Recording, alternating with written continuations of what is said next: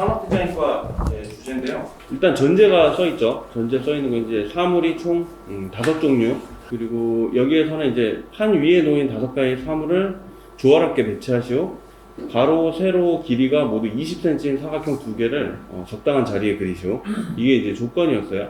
그래서 문제지를 이제 파악해보면 이제 굉장히 중요한 거는 조건이 굉장히 중요하고, 두 번째는 이제 사물의 비례에 관계된 문제다 보니까 화면 안에서 저 사물들이 사실은 굉장히 비슷한 사이즈를 갖고 있기 때문에 크기 차이를 얼마나 좀 적극적으로 보여줄 수 있는지, 그리고 이제 노란색하고 파란 색깔의 어떤 색상, 이 색상이 화면의 균형감이라든가 이런 것들을 얼마나 좀 잘 맞춰줄 수 있는지, 이런 것들이 좀 굉장히 중요한 문제로 보입니다.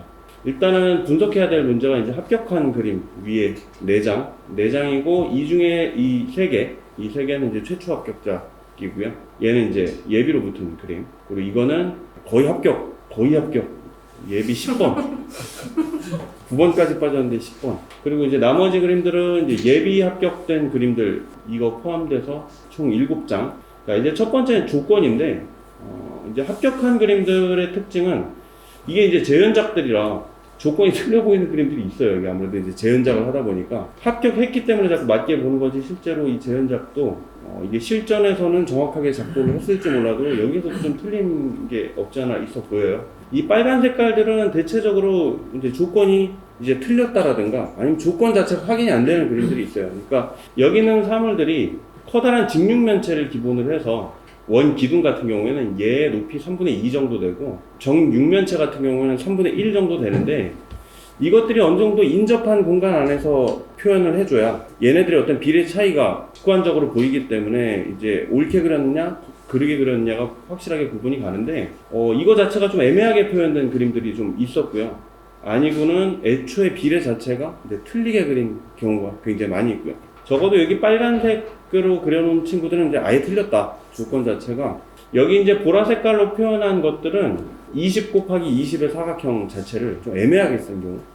이 친구 같은 경우는 보니까 이제 바닥에다 깔아서 여기 있는 게 정사각형인데 평면으로 쓰라고는 안 돼 있다 보니까 눕혀가지고 투시대로 그린 정사각형이 있었고요. 마찬가지로 여기도 투시에 맞춰서 한쪽 벽면을 20cm로 맞춰가지고 이 안을 소묘로 그린 거. 여기 있는 거 같은 경우도 이 사각형 자체가 사물 하나를 합성을 해서 사각형 안쪽에는 이제 소묘로 표현한 경우. 그러니까 원래 이 학교에서 이제 좀 제시했던 조건하고는 조금 달라 보이게 쓴 경우들이 좀 있고요. 나머지 소재들은 이 조건에서 비례 자체가 좀 많이 틀렸다. 이것도 사실은 틀려 보여요.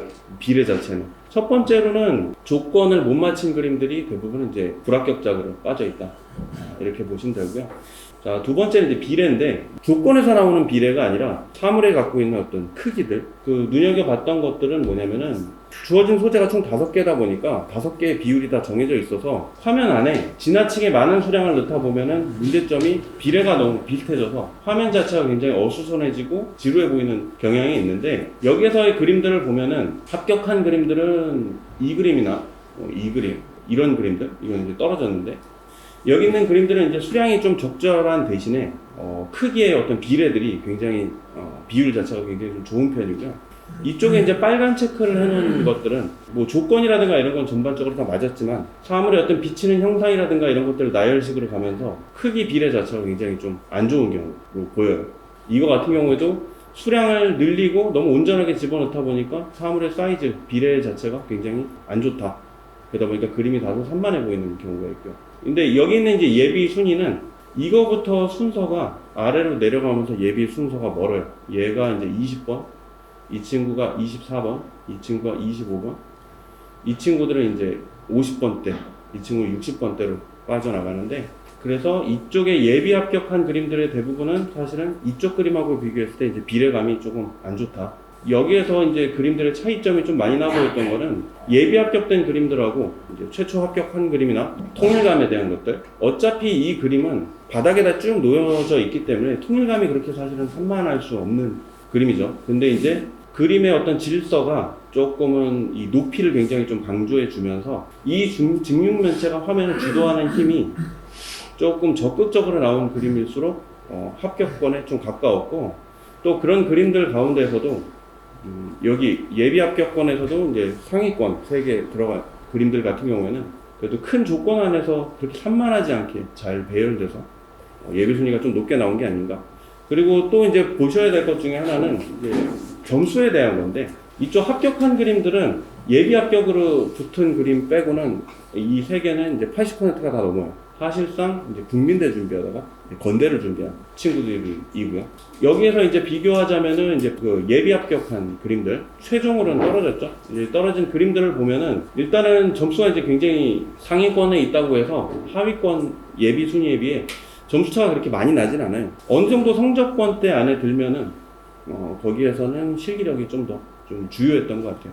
여기서 또 되게 중요하다고 생각했던 것 중에 하나는 아까 처음에 명시했던 것처럼 이제 색상이에요. 이제 색상 같은 경우에는 이 색상의 균형 자체가 이제 화면에 안정감을 주느냐 아니면 화면에 굉장히 불안감을 주느냐의 문제인데, 이런 그림들, 예비 합격에 되어 있는 그림들은 사이즈가 작고 색상 자체가 굉장히 분포가 넓게 되다 보니까 그림 자체가 굉장히 좀 산만하다. 이쪽 그림들도 마찬가지죠. 그림들의 색상들이 고만고만하게 배치가 되다 보니까 굉장히 좀 산만하게 이제 되어 있는 경우들이 있고요. 그리고 또 하나 이제 말씀드릴 수 있는 거는 색상하고 명도인데, 이 그림 같은 경우에 보면은 명도 대비 자체가 굉장히 약하게 표현되다 보니까 실제로 보면 그림이 굉장히 좀 산만하다, 이렇게 보면 될 것 같아요. 디자인이라는 것 자체가 비례라든가 사물의 어떤 비례감이라든가 아니면 어떤 색상의 균형감이라든가 명도의 균형감, 이런 것들이 굉장히 중요해서 건대 산디과 문제는 굉장히 기본기 자체가 굉장히 좀 좋아야 된다. 그 기본기라는 게 형태 이외의 어떤 구성이라든가 명도라든가 색상의 구성도 이제 포함되겠죠. 그런 부분들이 일단 되게 중요한 문제였다고 보고요. 19년도, 20년도, 21년도, 22년도까지 지금 실제로 보면 사물을 주지는 않고 있어요. 대신에 이 학생이 어떻게 여기에서 제시하는 대로 잘 풀 수 있을까? 그러니까 연상해가지고 이제 푸는 문제로 지속적으로 좀 나오고 있다. 그리고 일단 좀 결론 사항으로 보자면은 이제 올해부터 건대 산업 디자인이 이제 다군으로 이동을 하죠. 그러면 이제 가군에 보통은 이제 국민대 쓰고, 나군에 과기대나 서울대 쓰고, 가군에 건국대학교 산업디자인 쓸 확률이 좀 매우 높아지죠. 그리고 이제 기본기 자체가 사실은 아무리 훈련을 해도 시험장 갈 때 육면체 작도도 제대로 못하더라.